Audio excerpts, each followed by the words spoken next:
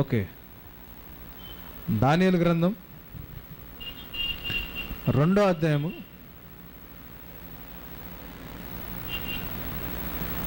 19వ వచనం.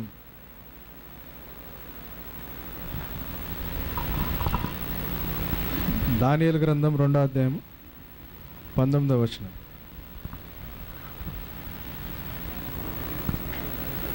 అంతటా రాత్రి యందు దర్శనం చేత ఆ మర్మము దానియేలునకు బయలుపరచబడెను గనుక దానియేలు పరలోకమందున్న దేవుని స్తుతించెను. గమనించండి అమ్మా ఈరోజు. ఓకే, యా దేవుడంట దానియేలుకి ఏం చేశాడు? దర్శనంలో ఆ కళ యొక్క భావాన్ని తెలియజేశాడంట. ప్రవచన వాక్యాన్ని చదువుకోబోయే ముందు దానియేలు గ్రంథంలో దేవుని యొక్క గుణగణాల్ని, దేవుడు మనతో ఎలా డీల్ చేస్తాడు, మనం ఏ రకంగా దేవుని సన్నిధిలో మసులుకోవాలన్న విషయాన్ని మనం నేర్చుకుంటా ఉన్నాం. ఎందుకంటే ప్రవచనం అర్థమయ్యేటట్లు చెప్పాలి అంటే అది కేవలం దేవుని వల్లే అవుతుంది, కానీ అది మనుషుల వల్ల జరిగే విషయం అయితే కాదు.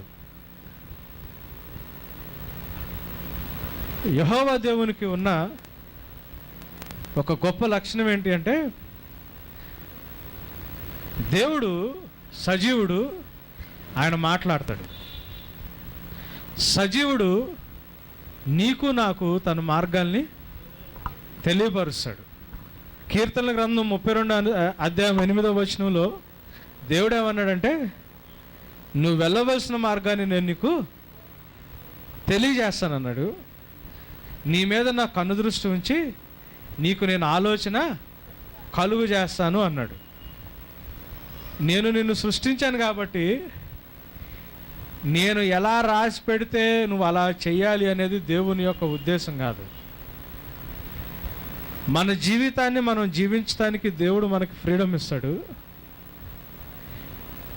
ఆ స్వాతంత్రంలో మనం జీవిస్తున్నప్పుడు ఆ జీవితాన్ని దేవుని కొరకు జీవించడానికి దేవుడు మనకి మార్గాన్ని కూడా చూపిస్తాడు. నీతో నాతో మాట్లాడే దేవుడు. మిగతా రిసోర్సెస్ మన జీవితాల్లో మనం దేని మీద ఆధారపడినా, మనకున్న ఆధారాలు ఏమున్నా కానీ ఎన్నున్నా కానీ, any resources that we have in our life, A resource కూడా మనకి ముందుగా నాతో నీకు అవసరం ఉంటుంది కాబట్టి నన్ను ఈ రకంగా వాడుకో, లేకపోతే నన్ను ఈ రకంగా నేను నీకు ఈ రకంగా ఉపయోగపడతాను అని, లేకపోతే నీకు ఇటువంటి శ్రమ వస్తుంది అని చెప్పి మనకున్న ఏ ఆధారము ఏ రిసోర్స్ కూడా మనతో ముందుగా మాట్లాడదు. మనం చూస్తూ ఉన్నాం బైబిల్లో, ప్రపంచానికి మొత్తానికి ఆ టైంలో అధినేత వరల్డ్ సూపర్ పవర్ బబులోను రాజ్యం. దాంట్లో బబులోను రాజు ప్రపంచంలో ధనమంతా ఆయన దగ్గర ఉంది, అధికారం అంతా ఆయన దగ్గర ఉంది, జాతకాలు చెప్పేవాళ్ళు ఉన్నారు, గొప్ప గొప్ప శాస్త్రవేత్తలు ఉన్నారు, లేకపోతే శాస్త్రం తెలిసిన వాళ్ళు ఉన్నారు. వీళ్ళెవరు కూడా అవసరమైనప్పుడు రాజుగారితో మాట్లాడటం కానీ, రాజుగారికి కావాల్సింది కానీ చెప్పలేని పరిస్థితులు. మనం కూడా జీవితంలో చాలా వాటి మీద ఆధారపడుతుంటాం, కానీ మనం ఆధారపడేది ఏది కూడా మనకు కావాల్సిన సమయంలో కావాల్సిన రీతిగా ఎంతవరకు సహాయం చేస్తున్నది మనం ఆలోచించుకోవాల్సిన పరిస్థితి. దావీదు ఆధారపడుతున్నాడు. అక్కడ ప్రపంచంలో అందరికంటే పెద్ద అధికారి రాజు, ఆయన ఆధారపడుతున్నారు. కానీ ఏ ఆధారం నుంచి జవాబు వచ్చిందో, ఏ ఆధారం యాక్చువల్గా అతనితో మాట్లాడిందో మనం ఒకసారి గమనించాలండి. ఎందుకంటే unlike other resources that we have, మన దేవునికున్న ఒక ప్రత్యేకమైన లక్షణం ఏంటంటే, ఆయన విషయాల్ని బయలుపరిచే దేవుడు. ఆయన లాస్ట్ వీక్ మనం నేర్చుకున్నది ఏంటి? The glory of the Lord conceals the matter అని ఉంది కదండి. దేవుని యొక్క మహిమ సంగతులను మరుగుపరిస్తే, ఆ మరుగుపరిచిన సంగతుల్లోనే దేవుడు మనల్ని ఉంచడు, కానీ విషయాలన్నీ మరుగు చేసి మాత్రమే ఉంచడు. కానీ ఏ నిమిషానికి ఏం జరుగుద్దో ఎవరు హించదరో అని చెప్పి లోకం ఆలోచిస్తూ ఉంటే, నువ్వు వెళ్ళవలసిన మార్గాన్ని నేను నీకు తెలియజేసి నీ మీద నా కనుదృష్టి ఉంచి నేను నీకు ఆలోచన కలుగు చేస్తానని చెప్పగలిగే దేవుడు మన దేవుళ్ళు ఉన్న గొప్పతనం అది. పరిశుద్ధాత్మ దేవుని సహవాసంలో దేవుడు మనకిచ్చిన అష్యూరెన్స్ ఏంటి అంటే, నిశ్చయత ఏంటి అంటే, ఆయన మీకు జరగబోవు సంగతులను తెలియజేస్తాడు అని బైబిల్లో రాయబడి ఉంది. జరగబోయే సంగతుల్ని తెలియజేస్తాడని బైబిల్లో రాయబడి ఉంది. ఏ నిమిషంలో ఏం జరుగుద్దో ఎవరు ఊహించలేరు అనే పరిస్థితి క్రైస్తవుల్లో ఉండాల్సిన అవసరం లేదు. గమనించండి, దానియేలుకి ఏ నిమిషానికి ఏం జరుగుద్దో అని ఆ సంశయంతో, లేకపోతే ఆ డౌట్లో దానియేలు జీవించట్లా. తనకి ఎవరి మీద అయితే ఆధారపడుతున్నాడో ఆ దేవుని దగ్గర ప్రార్థన చేస్తే ఆ దేవుడు ఏం చేశాడు, దానియేలుతో మాట్లాడటం మొదలుపెట్టాడు. యెషయా గ్రంథం 44వ అధ్యాయం చూడండి. యెషయా గ్రంథం 44వ అధ్యాయం 6వ వచనం నుంచి, ఐజయా 44 6 నుంచి 8 దాకా. యెషయా గ్రంథం 44వ అధ్యాయం. ఇశ్రాయేలీల రాజైన యెహోవా, వారి విమోచకుడైన సైన్యములకు అధిపతియగు యెహోవా ఈలాగు సెలవిచ్చుచున్నాడు, నేను మొదటివాడను కడపటివాడను, నేను తప్ప ఏ దేవుడును లేడు. ఆదిలోనున్న జనమును నియమించినది మొదలుకొని నేను తెలియజేయుచు వచ్చినట్లు తెలియజేయగల వాడెవడు? చూడండి, అక్కడ ఏమంటున్నాడు? ఇజ్రాయేలుకు రాజైన యెహోవా వారి విమోచకుడైన సైన్యములకు అధిపతియగు దేవుడు ఆయన ఇంట్రడ్యూస్ చేసుకుంటున్నాడు. ఏమని ఇంట్రడ్యూస్ చేసుకుంటున్నాడు? నేను ఇజ్రాయేలీలకు రాజుని అంటున్నాడు, అంటే పరిపాలన చేసేవాడు అంటున్నాడు. నెక్స్ట్ మాట ఏమంటున్నాడు? వారి విమోచకుడు, అంటే కష్టంలో ఉన్నప్పుడు విమోచించే దేవుణ్ణి అంటున్నాడు. సైన్యములకు అధిపతి, సైన్యములకు అంటే మీ తరపున పోరాటం చేసే దేవుణ్ణి అన్నాడు. ఆయన క్యారెక్టర్ని ఆయన ఇంట్రడ్యూస్ చేసుకుంటా ఆయన ఏం చేస్తున్నాడు, ఆయనకున్న లక్షణాన్ని అక్కడ చెప్తున్నాడు. చూడండి, నేను మొదటి వాడను కడపటి వాడను, అంటే ఆదియు అంతము నేనే, మొదటి నుంచి చివరి దాకా ఉండేది కూడా నేనే, మొదట నేనే చివర నేనే, నాకు సమస్తము తెలుసు అని చెప్పి దేవుడు ఏమంటున్నాడంటే, చదవనమ్మా. నేను తప్ప ఏ దేవుడును లేడు, నేను తప్ప ఏ దేవుడును లేడు. ఆదిలోనున్న జనమును నియమించినది మొదలుకొని, ఆదిలో జనముల్ని నియమించినది మొదలుకొని నేను తెలియజేయుచు వచ్చినట్లు. ఏం చేస్తున్నాడంటే ఆది నుంచి దేవుడు తెలియజేస్తున్నాడు. God has been revealing from the early past. ఆది నుంచి జనముల్ని దేవుడు నియమించిన దగ్గర నుంచి ఆయన ఏం చేస్తున్నాడంటే, ఆయన ఏంటో తెలియజేస్తున్నాడు. ఆయన ఏ రకంగా మనుషుల్ని సహాయం చేస్తాడో, ఏ రకంగా వాళ్ళని పరిపాలన చేస్తాడో, ఏ రకంగా వాళ్ళకి ఆపదలో వాళ్ళని ఆదుకుంటాడో, ఏ రకంగా వాళ్ళని ఆపదలోంచి తప్పిస్తాడో, వాళ్ళకి సమస్తాన్ని తెలియజేస్తున్న దేవుడుకున్న క్యారెక్టర్లో ఇది ఇంకో క్యారెక్టర్. ఆది నుంచి సమస్తాన్ని తెలియజేస్తున్న దేవుడు. చదవండి ఇంకొకసారి ఆ మాట. నేను ఆదిలోనున్న జనమును నియమించినది మొదలుకొని నేను తెలియజేయచు వచ్చినట్లు తెలియజేయగల వాడెవడు? నేను తెలియజేయగలిగినట్లు మీకు చెప్పగలిగే వాళ్ళు ఎవరు అంటున్నాడు. అది కూడా దేవుడు ఛాలెంజ్ చేస్తున్నాడు. నేను రివీల్ చేయగలిగినట్లు మీకు రివీల్ చేసేవాళ్ళు ఎవరు అంటున్నాడు అని ఏమంటున్నాడు, చదవనమ్మా. అట్టి వాడు ఎక్కడైనా ఉండిన ఎడల నాకు తెలియజెప్పవలెను, ఆ సంగతి నాకు ప్రచురింపవలెను. అట్టి వారి భవిష్య ద్వివిషయమును రాబోవు సంగతులను తెలియజెప్పు వారై ఉండవలెను. మీరు వెరవకుడి, భయపడకుడి. పూర్వకాలము నుండి నేను నీకు ఆ సంగతి వినిపించి తెలియజేయలేదా? మీరే నాకు సాక్షులు. నేను తప్ప వేరొక దేవుడు ఉన్నాడా? నేను తప్ప ఆశ్రయ దుర్గమేదియు లేదు. చూడండి, దేవుడు నేను తప్పితే మీకు వేరొక దేవుడు ఉన్నాడా అని క్వశ్చన్ వేసి, నేను తప్ప మీకు ఆశ్రయ దుర్గము లేదు అన్నాడు. నిన్న నైట్ నేను, అశ్విని, వినోద్, సుమన్ వీళ్ళందరం ప్రేయర్ చేసుకుంటా ఈ ఆశ్రయ దుర్గము, ఆ రెఫ్యూజ్ అనే మాటని నిన్న మేము స్టడీ చేస్తూ ఉన్నాం. ఆశ్రయ దుర్గం అంటే ఏంటి? ఎప్పుడన్నా సముద్రం ఒడ్డు మీదకి వెళ్తే మీకు కనిపిస్తూ ఉంటుంది. అంటే పల్లెల్లో కానీ సముద్రం మీద మీరు ఎప్పుడన్నా అంటే అక్కడున్న వాళ్ళ లైఫ్ స్టైల్ మీరు గమనిస్తే, ఈ ఒడ్ల మీద వాళ్ళకి పాకాలు ఉంటాయి, ఎవరికి వాళ్ళు ఇల్లు ఉంటాయి, వాళ్ళు జీవిస్తూ ఉంటారు. సముద్రానికి కొంచెం దూరంలో అంటే వీళ్ళ పనంతా సముద్రం కాబట్టి సముద్రం దగ్గరలో ఇల్లు వేసుకుని ఉంటారు వాళ్ళు. సముద్రానికి కొంచెం దూరంలో ఒక 1/2 కిలోమీటర్ యువతల సైక్లోన్ షెల్టర్ అని చెప్పి అంటే ఈ తుఫాను వచ్చినప్పుడు ఆశ్రయం కోసమని వాళ్ళకు ఒక పెద్ద పెద్ద బిల్డింగ్స్ కట్టి ఉంచుతారు. దాంట్లో జనరల్గా ఎవరు నివసించరు. కానీ ప్రళయం వచ్చినప్పుడు కానీ, తుఫాను వచ్చినప్పుడు కానీ, శ్రమ వచ్చినప్పుడు కానీ వాళ్ళు ఆ సముద్రానికి దూరంగా వచ్చి, వాళ్ళు ఉంటున్న ఇళ్లలోంచి దూరంగా వచ్చి దాంట్లో తలదాచుకుంటారు. దాన్ని రెఫ్యూజ్ క్యాంప్ అంటారు. ఆశ్రయము అంటే అర్థం ఏంటంటే, దేవుడు ఇప్పుడు కోడి పిల్లలు ఎప్పుడైనా గమనించారా? నేను లాస్ట్ టైం కూడా చెప్తాను. తల్లి తిరుగుతూ ఉంటుంది, తల్లి దగ్గర ఈ పిల్లలు తిరుగుతూ ఉంటాయి. తల్లి తింటూ ఉంటుంది, ఈ పిల్లలు తింటూ ఉంటాయి. కానీ పిల్లలన్నీ తల్లెమ్మడే తిరుగుతూ ఉంటాయి. దానికి డేంజర్ రాగాలి ఏం చేస్తుందంటే తల్లి 2 రెక్కలు ఇట్లా తీయగాలని పిల్లలన్నీ ఏం చేస్తాయి, ఆ రెక్కల కిందకు వచ్చి, అంటే తన రెక్కల కింద నీకు ఆశ్రయము కలుగును అని దేవుడు, అంటే యేసు ప్రభు మనకి ఆశ్రయ దుర్గం. అంటే దేవుడు ఆపద వచ్చినప్పుడు ఆయన్ని సహాయం కోరడానికి, మనం ఆయన చేరటానికి నీకు నాకు తగినవాడు. మనం చేరినప్పుడు నిన్ను నన్ను రక్షించడానికి ఆయన సమర్థుడు. ఆయన రక్షించే విధానంలో ఆయనకి ఏం చెప్తున్నాడు అంటే, నేను మిమ్మల్ని కేవలం రక్షించడం మాత్రమే కాదు, కానీ శ్రమ రాబోతుంటే నేను మీకు తెలియజేసినట్లు సంగతులు ఇంకెవరు తెలియజేయగలరని అడుగుతున్నాడు. అదేనండి దేవుడు అక్కడ అంత స్పెసిఫిక్గా మాట్లాడుతున్న మాట ఇంకొకసారి చెప్తారమ్మా. నేను తప్ప ఆశ్రయ దుర్గం ఏదియు లేదు, ఉన్నట్టు నేను ఎరుగను. విగ్రహము నిర్మించు వారు. ఇంకొంచెం 2 వచనాలు ముందు నుంచి చదవండి. 7వ వచనం చదవండి. ఆదిలోనున్న జనమును నియమించినది మొదలుకొని నేను తెలియజేయచ్చు వచ్చినట్లు తెలియజేయగల వాడేవాడు. అంటే ఏ క్యారెక్టర్ నేను ఇక్కడ స్పెసిఫై చేయడానికి ట్రై చేస్తున్నాను గమనించండి.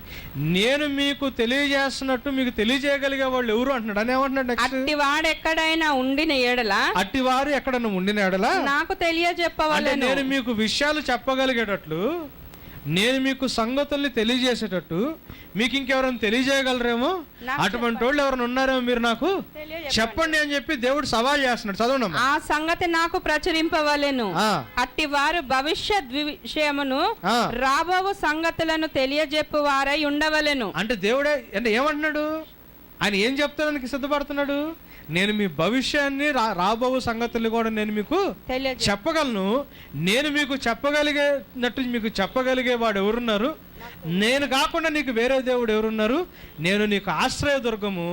నువ్వు నా దగ్గరకు వస్తే, నువ్వు నన్ను ఆశ్రయం కోరితే నేను నిన్ను కాపాడటం మాత్రమే కాదు, కానీ నీకు కావాల్సిన సంగతులు నేను నీకు ముందుగా తెలియజేస్తాను. నేను నీకు తెలియజేయగలిగినట్లు నీకు చెప్పగలిగే వేరే ఒక దేవుడు నీకు ఇంకెవరు లేరు అని తన క్యారెక్టర్ని దేవుడు బయలుపరుచుకుంటా ఉన్నాడు.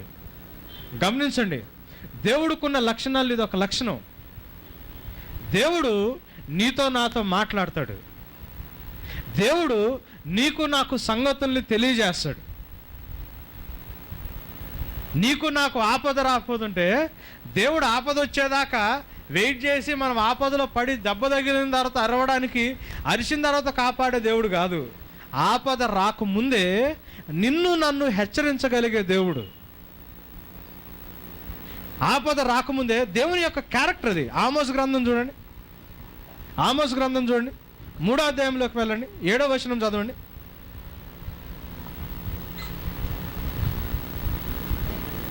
తన సేవకులైన ప్రవక్తలకు తాను సంకల్పించిన దానిని బయలుపరచపడకుండా ప్రభు అయిన యెహోవా ఏమీ చేయడు.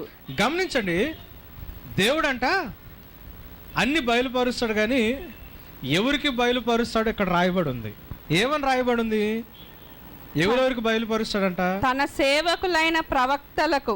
ఎవరెవరు దేవుని సేవకులు? ఇక్కడ దేవుని సేవకులు ఎంతమంది ఉన్నారు? చేతులు ఎత్తండి. మనం సేవకులం కదా. మనం దేవుణ్ణి సేవ చేయకపోతే ఎవరికి సేవ చేస్తున్నాం? మనం ఎవరో ఒకరిని చూసి ఈయన దేవుడు సేవకుడు అంటామంటే డైరెక్ట్గా ఇండైరెక్ట్గా నిజమే చెబుతామేమో. మన జీవితంలో ఎవరిని సేవించాలా? మీరు ఎవరిని సేవించాలా? లెక్క ప్రకారం మీరు ఏమై ఉండాలా?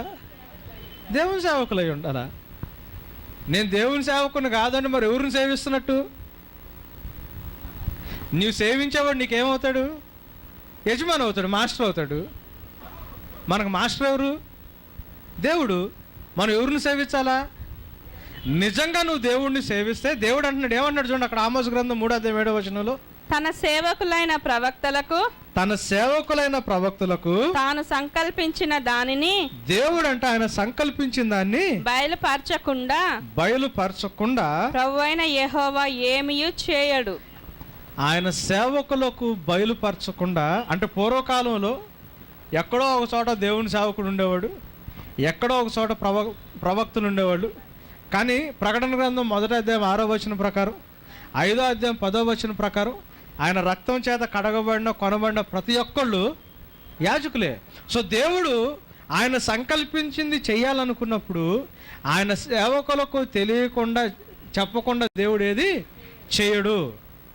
నేను వ్యక్తిగతంగా ఏ ఒక్క దైవజనుడిని నేను హైలైట్ చేయట్లేదు ఇక్కడ.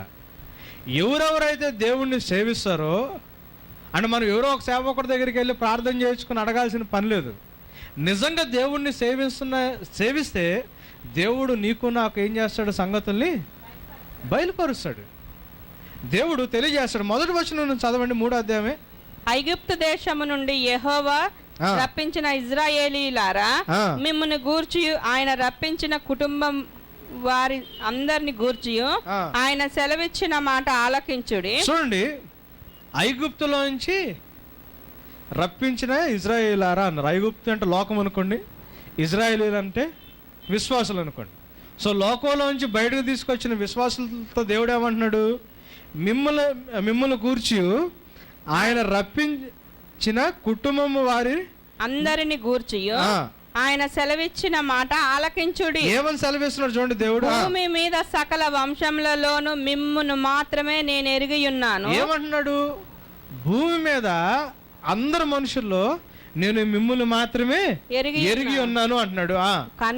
కనుక మీరు చేసిన దోషక్రియలన్నిటిని బట్టి మిమ్మును శిక్షింతును. గమనించండి, కొన్ని సత్యాలు మనం దేవుడి విషయంలో నేర్చుకోవాలా.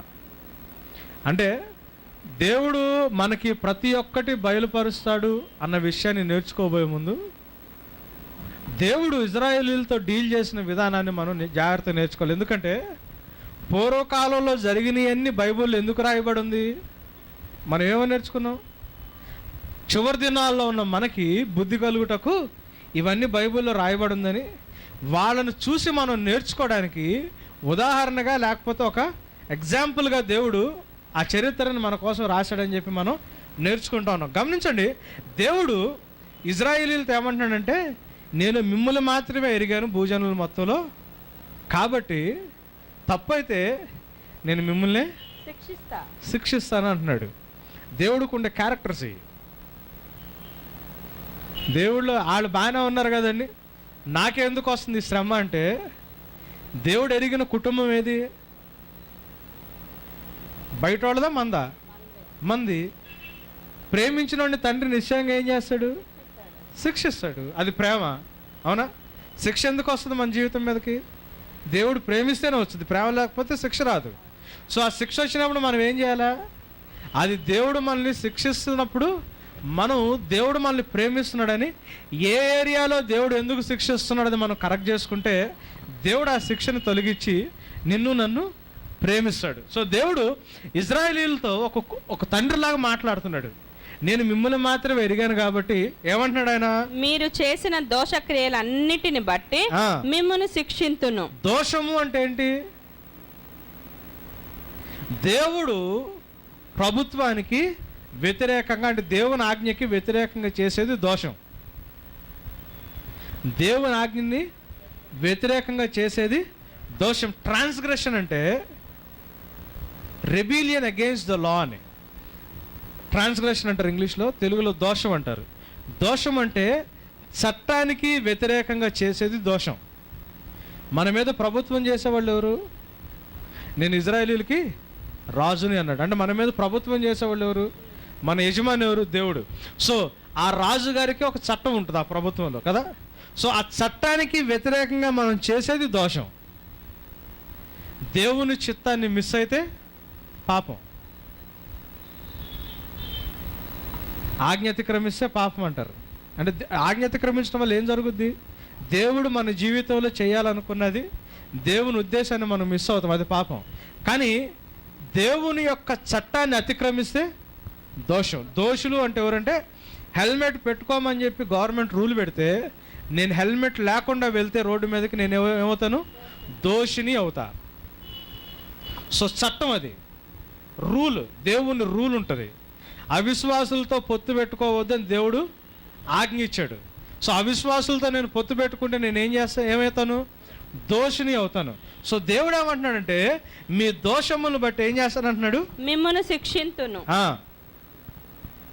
సమ్మతింపకుండా ఇద్దరు కూడి నడుతురా. దేవుడు ఏమంటున్నాడు? సమ్మతింపకుండా ఇద్దరు కూడి నడుతురా.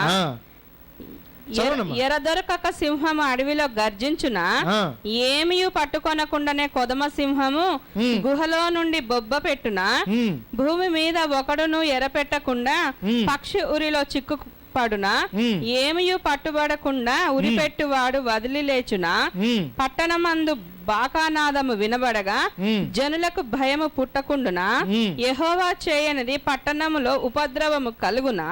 యెహోవా చేయనిదే పట్టణములో ఉపద్రవము కలుగునా అని క్వశ్చన్ మార్క్. అంటే ఎస్ అన్నా నో అన్నా? చదవండమ్మా. తన సేవకులైన ప్రవక్తలకు తాను సంకల్పించిన దానిని బయలుపరచకుండా ప్రభువైన యెహోవా ఏమీ చేయడు. ఏ కాంటెక్స్ట్ లో దేవుడు ఈ మాట చెప్తున్నాడు జాగ్రత్తగా ఆలోచించండి.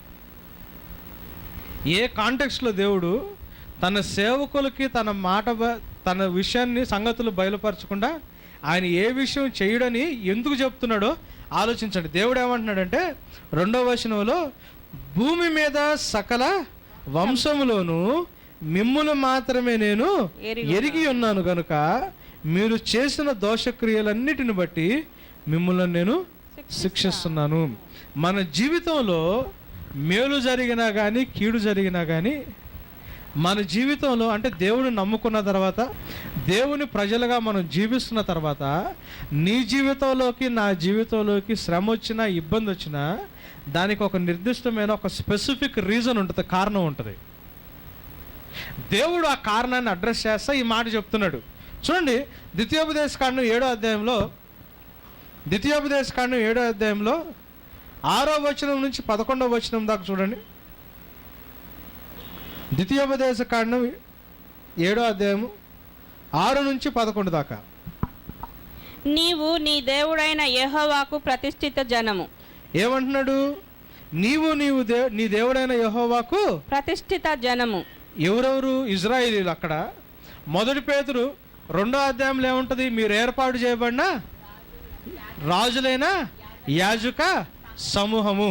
సో ఇజ్రాయేలీలు ఎట్లయితే దేవుని కొరకు ప్రతిష్ఠ చేయబడ్డారో, మీరు నేను క్రైస్తవులు కూడా దేవుని కొరకు ప్రతిష్ఠ చేయబడిన. చదవండి. నీ దేవుడైన యెహోవా భూమి మీదనున్న సమస్త జనముల కంటే నిన్ను ఎక్కువగా ఎంచి నిన్ను తనకు స్వకీయ జనముగా ఏర్పరచుకొనెను. ఈ సత్యాన్ని మనం గుర్తించాలా.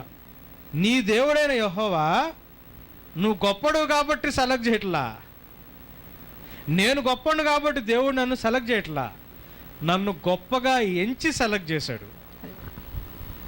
చదవండి ఇంకొకసారి ఆ మాట ఏమంటున్నాడు?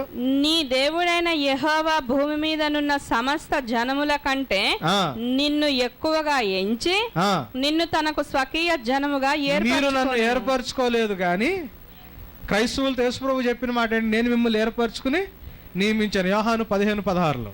సో ఇజ్రాయేలీలు కూడా వాళ్ళకున్న క్రెడిబిలిటీస్ని బట్టి వాళ్ళు ఎర్న్ చేసుకున్నది కాదు దేవుని యొక్క ఎలక్షన్. దేవుడు వాళ్ళని సెలెక్ట్ చేసుకున్నాడు. అవునా? నిన్ను నన్ను కూడా దేవుడే సెలెక్ట్ చేసుకున్నాడు. ఆయన కోసం ఒక ప్రత్యేకమైన జనాంగంగా మనల్ని దేవుడు ప్రతిష్ట చేసుకున్నాడు. చదవండమ్మా. మీరు సర్వ జనముల కంటే విస్తార జనమని యెహోవా మిమ్మును ప్రేమించి మిమ్మును ఏర్పరచుకొనలేదు. గమనించండి, మన పరిస్థితి కూడా అంతే కదండి. మీలో గనులైనను, 1 కొరింథీయులు 1:20-26 ఏముంటుంది? గొప్ప వంశవారినైనను జ్ఞానవంతులైనను దేవుడు ఏర్పరచుకోలేదు కానీ, జ్ఞానవంతుల్ని సిగ్గుపరచడానికి వెర్రివారిని, బలవంతుల్ని సిగ్గుపరచడానికి బలహీనుల్ని, నీచుల్ని, తృణీకరించబడిన వాళ్ళని, ఎన్నికలైన వాళ్ళని దేవుడు సెలెక్ట్ చేసుకున్నాడు. సో ఇజ్రాయేలీ సెలక్షన్ ఎట్లుందో క్రైస్తవుల సెలక్షన్ కూడా అట్లానే ఉంది. ఇంకొకసారి చదవండి ఆ మాట ఏమంటున్నాడు? ఇప్పుడు చదివిన వాక్యం. మీరు సర్వ జనముల కంటే విస్తార జనమని యెహోవా అంటే మిమ్మల్ని మీరేదో చాలా గొప్పోళ్ళను, నేను యెహోవా మిమ్మల్ని ప్రేమించి మిమ్మును ఏర్పరచుకొనలేదు. సమస్త జనముల కంటే మీరు లెక్కకు తక్కువే కదా. సమస్త జనుల కంటే మీరు లెక్కలో తక్కువే కదా. అయితే యెహోవా మిమ్మును ప్రేమించువాడు గనుకను, ఆయన మిమ్మల్ని ప్రేమిస్తున్నాడు కాబట్టి, తాను మీ తండ్రులకు చేసిన ప్రమాణమును నెరవేర్చువాడు కనుకను. గమనించండి, ప్రమాణం చేశావు కాబట్టి చేయి ప్రభా అని కాదు, ఆయన మనల్ని ప్రేమిస్తున్నాడు కాబట్టి, ఆయన మన తండ్రులకు చేసిన వాగ్దానాన్ని నెరవేర్చేవాడు కాబట్టి, యెహోవా బాహుబలము చేత మిమ్మును రప్పించి దాసుల గృహములో నుండి ఐగుప్తు రాజైన ఫరో చేతిలో నుండి మిమ్మును విడిపించెను. కాబట్టి నీ దేవుడైన యెహోవా తానే దేవుడనియు, తన్ను ప్రేమించి తన ఆజ్ఞలను అనుసరించి నడుచుకొని వారికి తన నిబంధనను స్థిరపరచు వాడును, 1000 తరముల వరకు కృపచూపు వాడును, నమ్మదగిన దేవుడును అనియు, తను ద్వేషించు వారిలో ప్రతి వానిని బహిరంగంగా నశింప చేయుటకు వానికి దండన విధించు వాడనియు నీవు తెలుసుకొనవలెను. దేవుని దగ్గరకు వచ్చినప్పుడు కొన్ని సత్యాలు తెలుసుకోవాలా. వాగ్దానం చేశాడు, నిలబెట్టుకుంటాడు, వాస్తవమే అది. ప్రేమించాడు, ఆదరించాడు, నీకు నాకు వాగ్దానం చేశాడు, నిలబెట్టుకుంటాడు. కానీ ఇక్కడ ఏమంటున్నాడు? కాబట్టి నీ దేవుడైన యెహోవా తానే దేవుడనియు, తను ప్రేమించి తన ఆజ్ఞలను అనుసరించి నడుచుకొని వారికి తన నిబంధనను స్థిరపరచువాడును. ఎవరికి నిబంధన స్థిరపరుస్తాడు దేవుడు? ఆయన నిన్న నేడు నిరంతరము ఏకరీతిగా ఉంటాడు. నా యందు మీరును మీ యందు నేను ఉన్న ఎడలా అన్నాడు. ఒక క్లాస్ పెట్టాడు లేదా దేవుడు కండిషన్. దేవుడు నిబంధనలోకి మీరు నేను వచ్చాం. ఎవరి ఎడల ఆ నిబంధన స్థిరపరుస్తాడు దేవుడు? దేవుడు నిబంధన స్థిరపరచాలంటే ఏం చేయాలి? మనం చేయాల్సిన పని ఏమైనా ఉందా? చూడండి అక్కడ ఏముందో. తన్ను ప్రేమించి తన ఆజ్ఞలను అనుసరించి నడుచుకొని వారికి ఏం చేయాలి? మనం ఆయన ఆజ్ఞ ప్రేమించాలా? యేసేమన్నాడు? నన్ను ప్రేమిస్తే నా ఆజ్ఞలు నువ్వు గైకొంటావు అన్నాడు. సో నన్ను ప్రేమించి ఆయన ఆజ్ఞల్ని అనుసరించి నడుచుకోవాలా. We need to live according to his statutes. దేవుని యొక్క ఆజ్ఞల్ని బట్టి, దేవుని యొక్క ఉద్దేశాన్ని మనం అనుసరించి నడుచుకుంటే ఆయన నిబంధన మన జీవితంలో స్థిరపడుతుంది.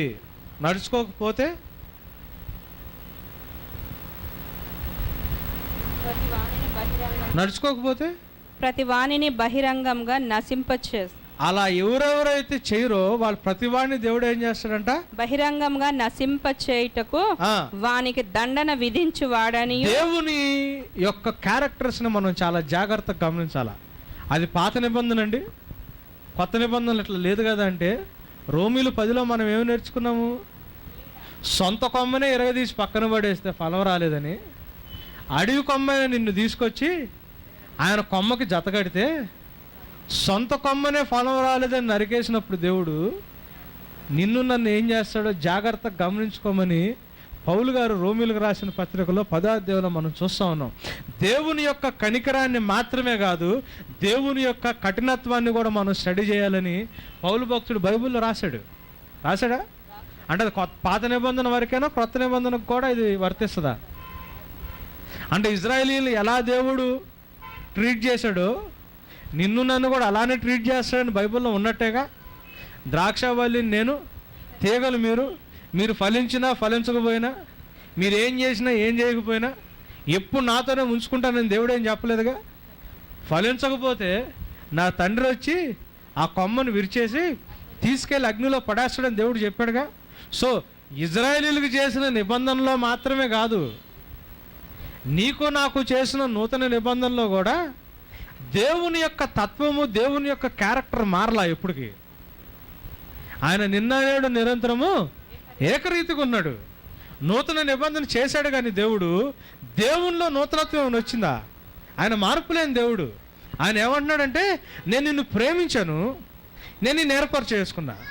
నేను నిన్ను ప్రేమించి నిన్ను ఏర్పాటు చేసుకోవడానికి నువ్వు లోకంలో పెద్ద గొప్పవాడివేం కాదు, మీ వంశం గొప్పదేం కాదు, నువ్వే విస్తారమైన జనాంగం అని నేను సెలెక్ట్ చేసుకోలేదు, మనకేమైనా అర్హతలు ఉన్నాయని దేవుడు మనల్ని సెలెక్ట్ చేసుకోవాలా. నేను నిన్ను ప్రేమించి నేను సెలెక్ట్ చేసుకుని నేను నిబంధనలు పెట్టుకున్నాను.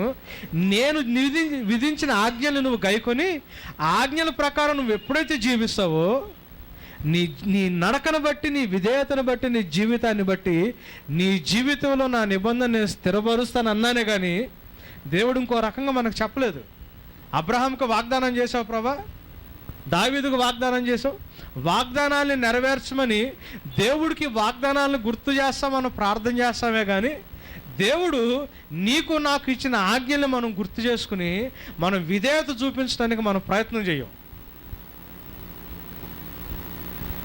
ఇవుడు ఇవ్వండి అన్నావు కదా, మాకు అంటే ప్రతి ఒక్కటి స్వస్థతకు ఒక వాక్యాన్ని తెస్తాం కదండి, దేవుడు దీవించడానికి ఒక వాక్యాన్ని తెస్తాం, ఆదరణ కొరకు ఒక వాక్యాన్ని తెస్తాం. దేవుడు మన లైఫ్లో మనం ఏం చేస్తాం? వాగ్దానాలు ఎత్తిపట్టుకుని ప్రార్థన చేస్తాం.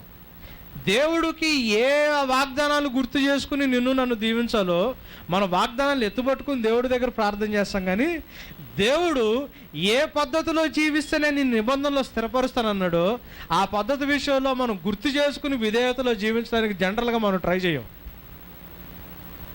మనమంతా వన్ వే ట్రాఫిక్. దేవుని దగ్గర ఇటు పరలోకంలోంచి కిందకి అంటే వన్ వే ట్రాఫిక్ అంటే దేంట్లో? విధేయతలో. మళ్ళీ ఆయన దగ్గర నుంచి దీవెలేదు కిందకి రావాలి, కానీ మన దగ్గర నుంచి విధేయత అయితే పైకి పోదు. దేవుడు చాలా క్లియర్గా చెప్తున్నాడు, ఆయనకున్న లక్షణాలని చెప్తున్నాడు. నేను సైన్యములకు అధిపతిని, నేను నీకు ఆశ్రయదుర్గము, నా రెక్కల కింద నీకు ఆశ్రయం వస్తుంది, నేను మీకు అన్ని లక్షణాలు ఉన్నాయి దేవుడి దగ్గర. కానీ ఏమంటున్నాడు అంటే ఎప్పుడైతే ఆయన ఆజ్ఞల్ని మనం అతిక్రమించి జీవిస్తామో దేవుడు ఏం చేస్తాడు? ఆయన 10వ వచనం చూడండి, ఆయన తను ద్వేషించు వారి విషయము ఆలస్యము చేయక బహిరంగంగా వానికి దండన విధించును. కాబట్టి నేను నీకు ఆజ్ఞాపించు ధర్మము అనగా విధులను కట్టడలను మీరు అనుసరించి నడుచుకొనవలెను. ఇది దేవుడు మనకి ఇచ్చిన ఆజ్ఞ. ఎప్పుడైతే దేవుడు ఇచ్చిన ఆ విధులను బట్టి ధర్మాన్ని బట్టి మనం జీవిస్తామో, దేవుని పట్ల విధేయత కలిగి మనం జీవిస్తూ ఉంటామో, ఆయన మన జీవితంలో చేసిన నిబంధనని స్థిరపరచుకుంటాడు. ఆ సత్యస్వరూపమైన ఆత్మని దగ్గరకు వచ్చినప్పుడు ఆయన మిమ్మల్ని సర్వసత్యంలో నడిపిస్తాడు. అది నిబంధనలో మనకున్న వాగ్దానం. ఆయన రాబోయే సంగతులు మనకి తెలియజేస్తాడు. అది నిబంధనలో ఉన్న వాగ్దానం. జరగబోయే సంగతులు మనకి ఎందుకు తెలియట్లేదు? దేవుడు నిబంధన ఎందుకు స్థిరపరచుకోవట్లేదు అంటే మనము సాధారణంగా చాలాసార్లు దేవుని కట్టడలని, దేవుని ధర్మానికి విరుద్ధంగానే జీవిస్తాం. దేవుడు మోగపోయిన దేవుడు కాదు. దేవుడు స్పెసిఫిక్గా ఏదో ఒక వ్యక్తితో మాట్లాడే దేవుడు కాదు. దేవుడు మనందరితో నిబంధన చేసుకున్నాడు. నిబంధన చేసుకున్న ప్రతి వానితో దేవుడు సమానంగానే మాట్లాడతాడు. ఆయన వ్యవహారంలో, ఆయన చేసే డీలింగ్స్లో ఎక్కడ పక్షపాతము ఉండదు. 10వ అధ్యాయంలోకి వెళ్ళండి, ద్వితీయోపదేశ కాండం 10వ అధ్యాయం. అది ఒకసారి చెప్పాడు. నేను ద్వితీయోపదేశ కాండం అనగానే మీరు గుర్తుపట్టుకోవాల్సింది ఏంటంటే ఇది రెండోసారి ఉపదేశించబడింది. ద్వితీయోపదేశం రెండోసారి అంటే ఆల్రెడీ ముందు 4 పుస్తకాల్లో దీని గురించి దేవుడు ఆల్రెడీ చెప్పాడు, మళ్ళీ ఫైనల్గా బ్రీఫింగ్ ఇస్తున్నాడు.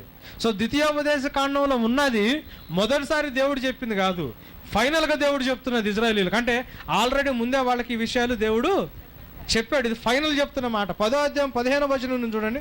అయితే యెహోవా నీ పితరులను ప్రేమించి వారి యందు ఆనందపడి సమస్త జనములలో వారి సంతానమైన మిమ్మును నేటి వలె ఏర్పరచుకొనెను. కాబట్టి మీరు సున్నతి లేని మీ హృదయంనకు సున్నతి చేసుకొని ఇక మీదట ముష్కరులు కాకుండుడి. పాత నిబంధనలు అబ్రహాముని శరీరంలో సున్నతి అడిగాడు, కానీ దేవుడు మాట చెప్పేటప్పుడు అప్పుడు కూడా కొత్త నిబంధన మాట చెప్పాడు. ఏమంటున్నాడు? సున్నతి లేని మీ హృదయాలను సున్నతి చేసుకొని అని ఉంటుంది.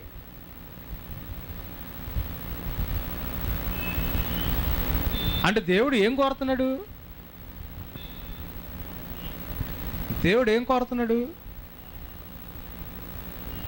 హృదయాల్ని సున్నతి చేసుకోవడం అంటే అర్థం ఏంటి? చిన్నపిల్లలు ఉన్నారు, నన్ను క్షమించండి, కానీ సున్నతి చేయడం అంటే ఏ అవయవం నుంచి అయితే గర్భానికి ఆధారం వస్తుందో దాన్ని కవర్ చేసే, దాన్ని కట్ చేయడం యాక్చువల్గా. అంటే ఏ అవయవం నుంచి అయితే ఫలం వస్తుందో ఆ ఫలం ఇచ్చే దానికి అనవసరమైనది ఏదైనా ఉంటే దాన్ని కట్ చేయమని, అది సున్నతి చేయడం అంటే. సో హృదయాన్ని దేవుడు సున్నతి చేసుకోమంటే అన్నిటికంటే మోసకరమైన రోగం దేనికి ఉంటుంది? మన హృదయానికే ఉంటుంది. సో హృదయంలో అంటే నీకున్న తలంపులు, నీకున్న ఆశలు, నేత్రాశ, శరీరాశ, జీవపటము, ఇవన్నీ ఎక్కడ, వీటన్నిటికీ మెయిన్ పీట ఎక్కడ ఉంటుంది? మన హృదయంలో ఉంటుంది. సో దేవుని ఫలాన్ని ఫలించకుండా నీ హృదయాన్ని కప్పేస్తున్న అనవసరమైంది ఏదైనా ఉందేమో దాన్ని దేవుడు ఏమంటున్నాడు? కట్ చేసి తీసేయమంటున్నాడు. దేవుడు ఆశించిన ఫలాన్ని ఫలించకుండా నీ హృదయాన్ని కప్పేసేది ఎక్స్ట్రాగా ఏమైనా ఉందేమో మీరు దాన్ని చెక్ చేసుకుని దాన్ని మనం ఏం చేయాలా? కట్ చేయాలా.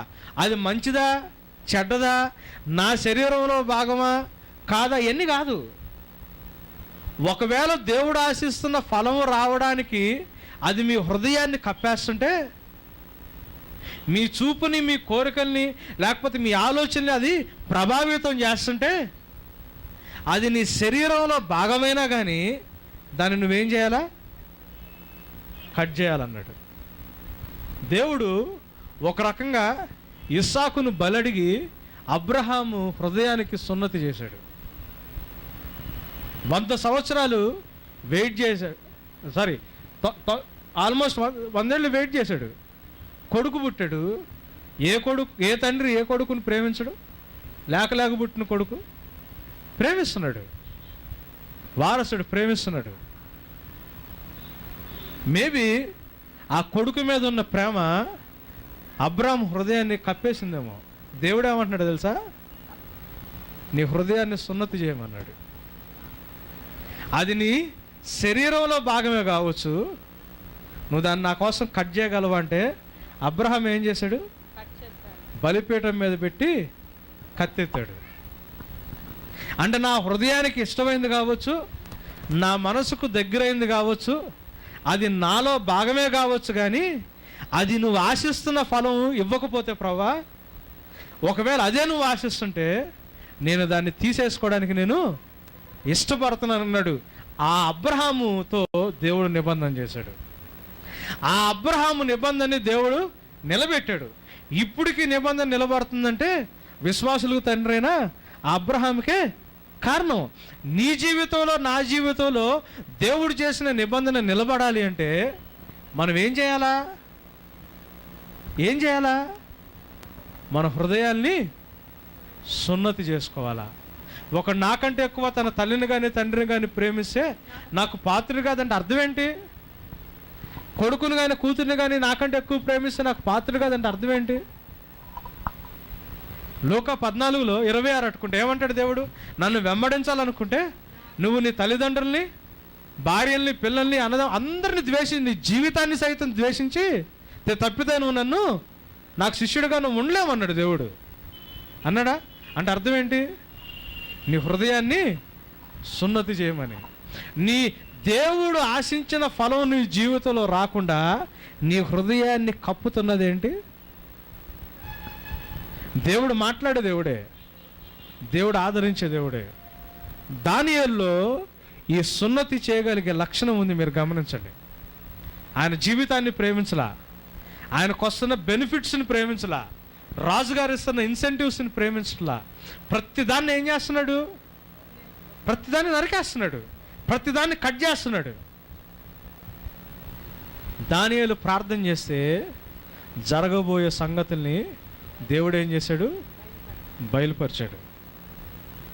నాకున్న అభిషేకాన్ని బట్టో, లేకపోతే నాకున్న గిఫ్ట్ని బట్టో మీరు నన్ను అడిగినంత మాత్రం నేను ప్రార్థన చేస్తే మీకు కావాల్సిన విషయాలన్నీ దేవుడు నాకు తెలియజేస్తాడంటే ఎవరు నేను? ఆఫ్టర్ ఆల్ వాక్యం అయితే చెబుతున్నాను, సేవ అయితే చేస్తున్నానేమో కానీ ఎవరు నేను? ఆఫ్టర్ ఆల్ అంతే, అవునా కదండి? ఏ సేవకుడైనా దేవుని ముందు ఎంత? పౌలు భక్తుడు ఏమని రాశాడంటే, ఐఆమ్ ఏ బాండ్ సర్వెంట్ అని రాశాడు. అంటే నేను దేవుని యొక్క దాసుండనే రాశాడు, కానీ నేను దేవుడికి ఏదో నాకేదో స్థానం ఉంది దేవుడు అని ఎక్కడ ప్రజెంట్ చేసుకోవడానికి. నా మీద ఎంత అభిషేకం ఉన్నా, నేను ఎంత పెద్ద దైవజనుడినైనా, దేవుడు మీకు ఏది రివీల్ చేయాలనుకున్నాడో నేను రికమెండ్ చేస్తే దేవుడు మీకేమి రివీల్ చేయడు. నేను ప్రార్థన చేయడం వల్ల, నా ప్రార్థనా బలం వల్ల, నా మీద ఉన్న అభిషేకం వల్ల, ఒక వ్యక్తికి ఉన్న అభిషేకాన్ని బట్టి దేవుడు మనకేం రివీల్ చేయడు. కరెక్షన్ కోసం అవసరమైతే కొంతమంది చెప్తాడేమో, కానీ నీ హృదయంలో సున్నతి, నా హృదయంలో సున్నతి లేకపోతే దేవుని నిబంధనలో స్థిరపడటం అనేది అసాధ్యమైపోద్ది. దేవుడు ప్రేమించాడు నిజమే, దేవుడు వాగ్దానం చేశాడు నిజమే, వాగ్దానంలో దేవుడు చెప్పినవన్నీ చేస్తాడు నిజమే, కానీ దేవుడు నీ దగ్గర నుంచి నా దగ్గర నుంచి ఆశిస్తుంది ఏంటి? ఆయన ధర్మాన్ని మాత్రం తప్పిని నువ్వు నడవద్దు, నీ హృదయాన్ని సున్నతి చేసుకో అంటున్నాడు. ధర్మాన్ని తప్పడానికి కారణం మనం ఏదో వ్యభిచారం చేస్తామో తాగుతామనో కాదండి. మనం చేసే పని కావచ్చు, మన పిల్లల్ని కావచ్చు, మనకు లాభం వచ్చేది కావచ్చు, మనకి ఆనందాన్ని ఇచ్చేది కావచ్చు, మన శరీరంలో, మన ఒంట్లో, మన కుటుంబంలో భాగం కావచ్చు, అదే నీ హృదయాన్ని కూడా కప్పేయచ్చు. ఏది కప్పుతుంది నీ హృదయాన్ని నువ్వు నేను జాగ్రత్తగా పరిశీలించుకోవాల్సిన అవసరం ఉంది. దేవుని బల్లారాధనలోకి వెళ్తున్నాం ఈరోజు ఆదివారం, మొదట ఆదివారం. ఆ నిబంధనని దేవుడు స్థిరపరచాలంటే నీ హృదయాన్ని, నా హృదయాన్ని కప్పుతున్నది ఏంటో మనం చాలా జాగ్రత్తగా గమనించుకోవాలా, చాలా జాగ్రత్తగా గమనించుకోవాలా. దుప్పుడు కప్పితే ఏమవుతుందండి? బయట లైట్ ఉన్నా మనకు లోపల పెద్ద లైట్ తెలీదు. పల్చడి దుప్పది కొంచెం తెలుసుదేమో, కానీ ఆ దుప్పడు బాగా తిక్కుంది అనుకోండి, మందంగా ఉంది అనుకోండి, బయటది లోపలికైనా తెలుసుద్దా? బయట చల్లగుంటే లోపల చలి పుట్టుద్దా? జనరల్గా పుట్టదుగా. సో దేవుడు నిన్ను ఆవరించున్నా, దేవుని సన్నిధి నీ మీద ఆవరించున్నా, నీ హృదయాన్ని కప్పేసేది ఏదన్నా ఉంటే, దేవుని సన్నిధిలో నువ్వు ఉన్నా కానీ, ఈ స్థలంలో దేవుని అభిషేకం ఉన్నా, దేవుని సన్నిధిలో నువ్వు ఉన్నా కానీ, నువ్వు దుప్పడు కప్పుకొని వస్తే నీకు లోపల చెవట పోస్తుంది, కానీ బయట ఉన్న గాలి నీకు తగలదు. నువ్వు లోపల నువ్వు పెట్టుకున్న సగే నీకు కదండి, జలుబు చేస్తే ఆవిరి పడతారు తెలుసు కదా. దుప్పడు కప్పుకున్నప్పుడు ఏమవుద్ది? నువ్వు లోపల పెట్టుకున్న సగ ఏమవుతుంది కదా. దుప్పడు కప్పుకుంటే నీ హృదయంలో ఉన్న నీ అనవసరమైన ఆలోచనలు నువ్వు పెట్టుకున్న నీ సగ నేను ఇబ్బంది పెట్టుద్ది, కానీ బయట ఉన్న ఆ దుప్పడు తీస్తే ఏమవుతుంది? ఇమీడియట్గా ఇప్పుడు ఆవిరి పెట్టారు కదా, తెలుస్తుంది. దుప్పడు తీస్తే ఏమవుతుంది? బయట ఉన్న ప్లెజెంట్నెస్ మనకి తెలుస్తుంది కదండి. మన హృదయాన్ని సున్నతి చేసుకోకపోతే, నీ హృదయాన్ని, నా హృదయాన్ని, మన ఆలోచనల్ని కప్పేసే వాటిని మనం కట్ చేసి మనంతటా మనం తీసేయకపోతే, దేవుని యొక్క ఆ నిబంధనలో జీవించడం మన వల్ల కాదు. సో దేవుడు మీకు ఏమైనా తెలియజేయాలి అంటే, దైవజనుల్ని అప్రోచ్ అవ్వడం అంటే ప్రార్థన చేయమని అడగడం మంచిదే, కానీ నిజంగా మనకు దేవుడికి నీకు అడ్డం వచ్చేది, లేకపోతే దేవుడికి మనకు అడ్డం వచ్చేది ఏంటో మనం కట్ చేసుకుంటే, ఆ దేవుని స్వరం డైరెక్ట్గా మనకే వినిపిస్తుంది. దేవుడు పర్టికులర్గా ఏదో ఒక్కళ్ళతో మాట్లాడే దేవుడు కాదు, అందరినీ సమానంగా పక్షపాతం లేకుండా ప్రేమించే దేవుడు. చదవండి మా మాట ఇంకొకసారి.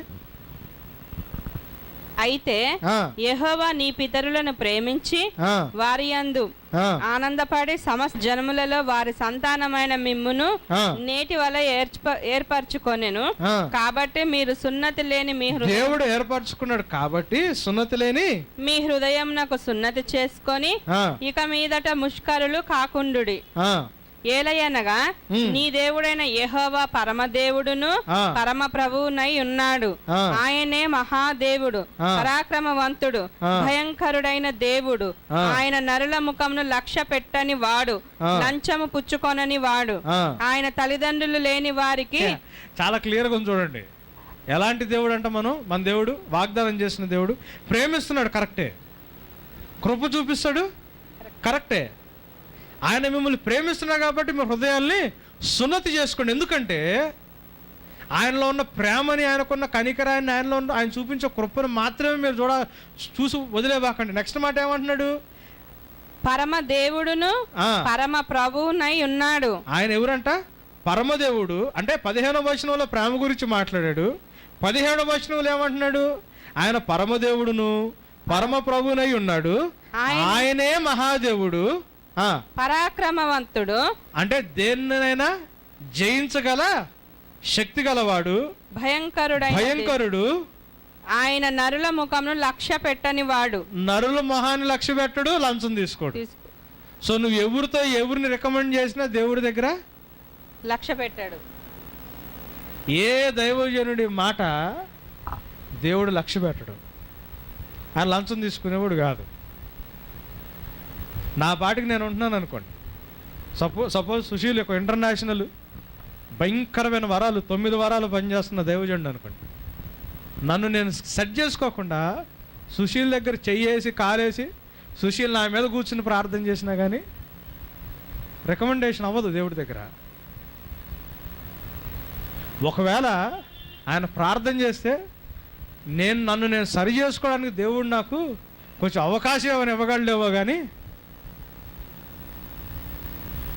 గమనించండి, దేవుడు కనికరించి అవకాశం ఏమైనా పెంచగలడేమో కానీ ఇవ్వగలడేమో కానీ, ఏ నరుడు ముఖాన్ని కూడా దేవుడు ఆయన తీర్పు తీర్చడానికి కూర్చున్నప్పుడు, ఆయన డీల్ చేసేటప్పుడు ఆయన ఏ నరుడు యొక్క రికమెండేషన్ తీసుకోడు. మనం ఎన్ని కానుకలు ఇచ్చినా దేవుడికి, ఎన్ని ఆఫరింగ్లు ఇచ్చి దేవుడికి ఎన్ని కానుకలు ఇచ్చి చర్చి కట్టించి ఫ్యాన్లు పెట్టించి అన్నాలు పెట్టి ఎన్ని చేసినా కానీ దేవుడికి మనం లంచం అయితే ఇయ్యలేము. దేవుడు అడిగింది, దేవుడు కోరుకునే ఆ సున్నతి గల హృదయాన్ని దేవుడికి మనం సమర్పించాలి. అంతకు తప్పితే మనం చేయగలిగింది ఏమీ లేదు. దానియేలుకి ఈ సత్యం తెలుసు. ఇది చేశాడు కాబట్టే ధైర్యంగా ప్రార్థన చేశాడు. ప్రార్థన చేసిన వెంబడే దేవుడు దానియేలు ప్రార్థనకి జవాబు ఇవ్వడం మొదలుపెట్టాడు. ఈరోజు ఈ వచనం కూడా చూసి వెళ్దామండి. కీర్తనలు 147 కీర్తన 19-20 వచనాలు. ఆయన తన వాక్యము యాకోబునకు తెలియజేశాను. తన కట్టడలను తన న్యాయ విధులను ఇజ్రాయేలునకు తెలియజేశాను. ఈ లక్షణాలండి దేవుడి యాకోబుకు తెలియజేశాడు. యాకోబుకి ఎందుకు తెలియజేశాడు? యాకోబుకి ఎన్ని అవకాశాలున్నా ఆయన హృదయాన్ని ఏం చేసుకున్నాడు? ఇష్టాలు కోరికలు అన్నిటిని కట్ చేసుకుని దేవుని కొరకు కరెక్ట్గా జీవించడం దేవుడికున్న లక్షణాలు ఆయన ఏం చేస్తాడంటే తెలియజేస్తాడు. ఆయన యాకోబుకు తెలియజేశాను, తన కట్టడలను తన న్యాయ విధులను ఇజ్రాయేలునకు తెలియజేశాను. ఏ జనమునకు ఆయన ఈలాగు చేసి ఉండలేదు. ఆయన న్యాయ విధులు వారికి తెలియకయే ఉన్నవి. చూడండి, దేవుడు నీకు నాకు తెలియజేసే దేవుడు. మన ఆమోస్ గ్రంథం 3వ అధ్యాయంలోకి రండి, 3వ వచనంలోకి రండి. సమ్మతింపకుండా ఇద్దరు కూడి నడుతురా అంటే అగ్రిమెంట్ లేకుండా కొన్ని ఎగ్జాంపుల్స్ చెబుతున్నాడు. అక్కడ ఆహారం లేకుండా సింహం అడవిలో, అంటే దేవుడు ఏం చెప్పాలని ట్రై చేస్తున్నాడు? కొరింథీయులకు రాసిన 2వ పత్రిక 6వ అధ్యాయము, కొరింథీయులకు రాసిన 2వ పత్రిక 6వ అధ్యాయము 14-18 దాకా చదువుదామా? సమ్మతింపకుండా అంటే అగ్రిమెంట్ లేకుండా ఎవరైనా ఇద్దరు నడుస్తారా అని చెప్పి ఏమంటున్నాడు? ఏం చేయాలి బ్రదర్? అందరం ఒకే ఆఫీసులో పనిచేస్తున్నాము, తప్పదు కొన్ని. ఏం చేయాలి బ్రదర్? మనం సొసైటీలో ఉంటున్నాము, మనకు కొన్ని తప్పు. సమాజంలో ఉంటే మనకి కొన్ని తప్పు అంటున్నాడు. కానీ దేవుడు ఏమంటున్నాడు తెలుసా అండి? సమ్మతింపకుండా ఎవరైనా ఇద్దరు కలిసి నడుస్తారా అని క్వశ్చన్ వేస్తున్నాడు. అగ్రిమెంట్ లేకుండా ఎవరైనా ఇద్దరు నడవగలరా అని క్వశ్చన్ వేస్తున్నాడు. అంటే అర్థం ఏంటి? సమాజంలో ఉన్నాము, ఆఫీస్లో ఉన్నాము, తప్పదు కదా అంటే దానియేలుకు కూడా తప్పలేదుగా. విన్నాడా వాళ్ళ మాట? సొసైటీలో ఉంటున్నామండి, మనం కొన్ని పాటించకపోతే ఈ సమాజం ఏముంటుంది, సొసైటీ ఏముంటుంది? చర్చ్ కూడా ఆ ట్రెడిషన్స్కి లేకపోతే సమాజానికి లోకానికి తలంచుకుని వెళ్ళిపోతుంది. కానీ దేవుడు అడుగుతున్న క్వశ్చన్ ఏంటి తెలుసా? అగ్రిమెంట్ లేకుండా ఏ ఇద్దరు కూడా నడవరు అంటున్నారు. కొరింథీయులకు రాసిన 2వ పత్రిక 6వ అధ్యాయం 14వ వచనం చదవడము. మీరు అవిశ్వాసులతో జోడుగా ఉండకుడి, నీతికి దుర్నీతితో ఏమి సాంగత్యము, వెలుగునకు చీకటితో ఏమి పొత్తు, క్రీస్తునకు బెలియాలతో ఏమి సంబంధము, అవిశ్వాసితో విశ్వాసికి పాలెక్కడిది, దేవుని ఆలయమునకు విగ్రహములతో ఏమి పొందిక, మనము జీవము గల దేవుని ఆలయమై ఉన్నాము, అందుకు దేవుడు ఇలాగ సెలవిచ్చుచున్నాడు. చూడండి చూడండి ఏమంటున్నాడు, మనకి ఏంటి సంబంధం అని అడుగుతున్నాడు. దేవుని ఆలయానికి విగ్రహాలకి ఏమి పొందిక అని. నెక్స్ట్ మాట ఏమంటున్నాడు, మనం దేవుని యొక్క ఆలయము. దేవుని ఆలయానికి విగ్రహానికి పొందికేంటి అని అన్నాడు. కానీ దేవుని ఆలయాలు ఎవరు? దేవుని ఆలయాలు ఎవరు? మనమే. మనం దేవుని ఆలయం. మనం విగ్రహాలు కలిగిన వాళ్ళతో మనకేంటి సంబంధం? మనకేంటి సంబంధం? వెళ్ళకపోతే అందరం కలిసి ఉంటున్నాం కదండి, అందరం కలిసి చేస్తున్నాం కదా, కొలీగ్స్ కదా, అందరం ఒకే చోట పని చేస్తున్నాం కదా, ఇది బిజినెస్ కదా, బిజినెస్ పార్ట్నర్లం కదా, లేకపోతే అందరం ఒక అపార్ట్మెంట్ కదా, మనంతా ఒక సొసైటీ కదా, మనం కొంచెం కలుపుకుని పోవాలా, కొన్ని మనం కాంప్రమైజ్ అవ్వాలి అంటే ఎవరు నువ్వు?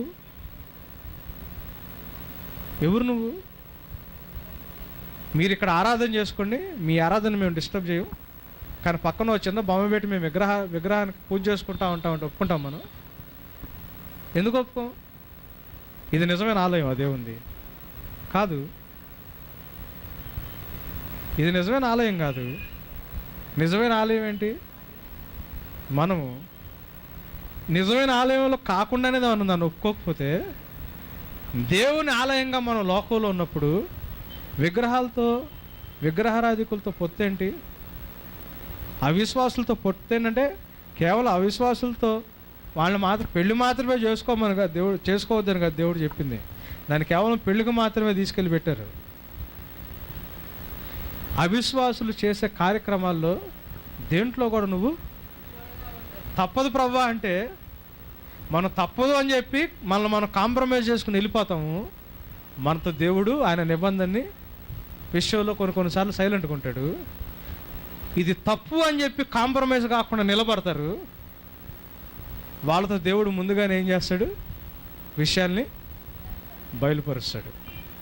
యోసేపుకి బయలుపరిచాడు కదా, మొర్దెకైతో దేవుడు మాట్లాడాడు.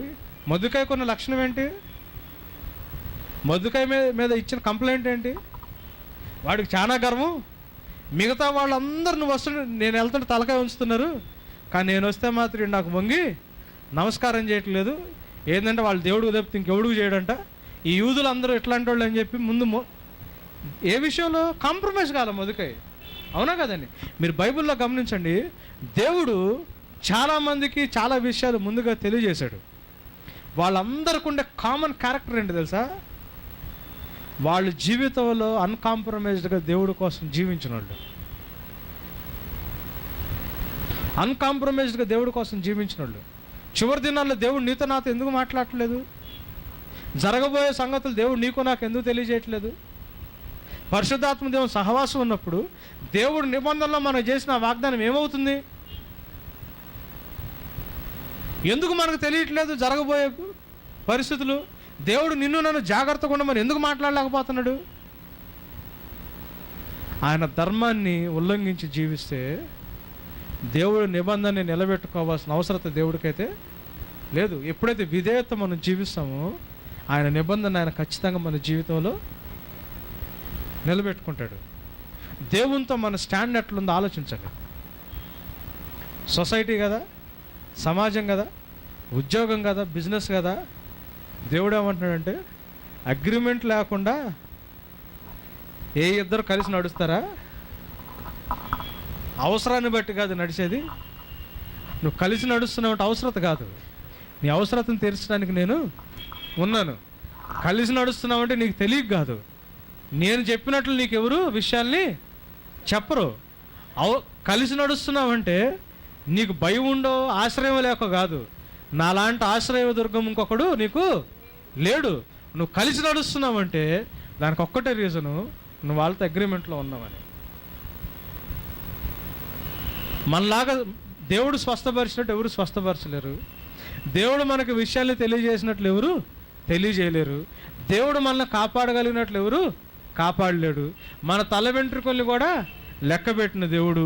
పిచ్చుకల కంటే మీరు శ్రేష్ఠులు. కాకులను చూడండి, లిల్లీ పుష్పాలను చూడండి, వాటిలన్నిటికంటే నేను మిమ్మల్ని ఎక్కువగా ప్రేమించాను. నీకు రాజ్యం ఇవ్వాలని తండ్రి ఉద్దేశమై ఉంది.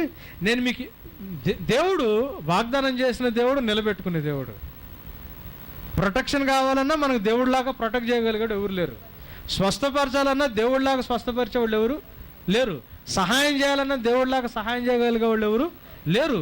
మనకి దేవుడు ఒకవేళ ఏదైనా ఆపద వస్తుందని ముందు తెలుసుకోవాలన్నా దేవుడిలాగా మనకి చెప్పగలిగే వాళ్ళు ఎవరు లేరు.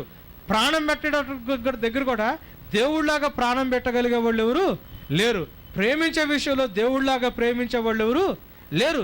ఆదరించే విషయంలో దేవుడిలాగా ఆదరించే వాళ్ళు ఎవరు లేరు. ప్రతి విషయంలో కూడా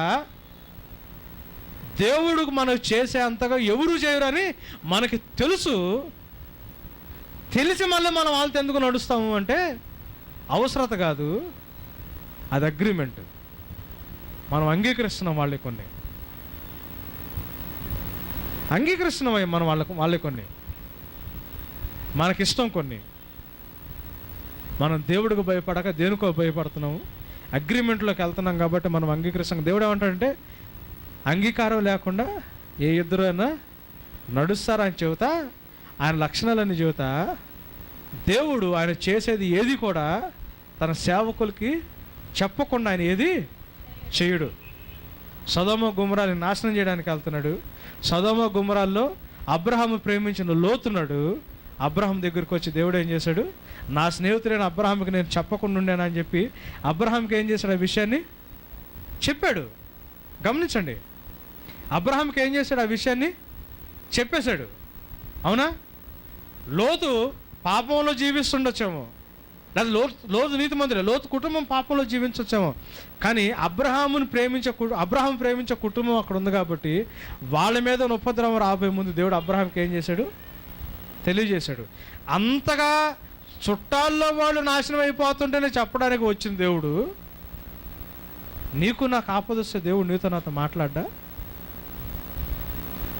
మాట్లాడపోవడానికి కారణం ఏంటి?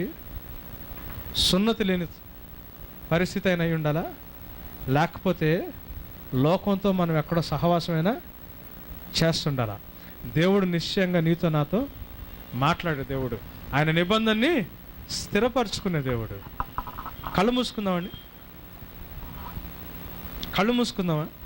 వ్యక్తిగతంగా 2 నిమిషాలు ఎవరికి వాళ్ళు ప్రార్థన చేసుకోవడానికి ప్రయత్నం చేద్దాం.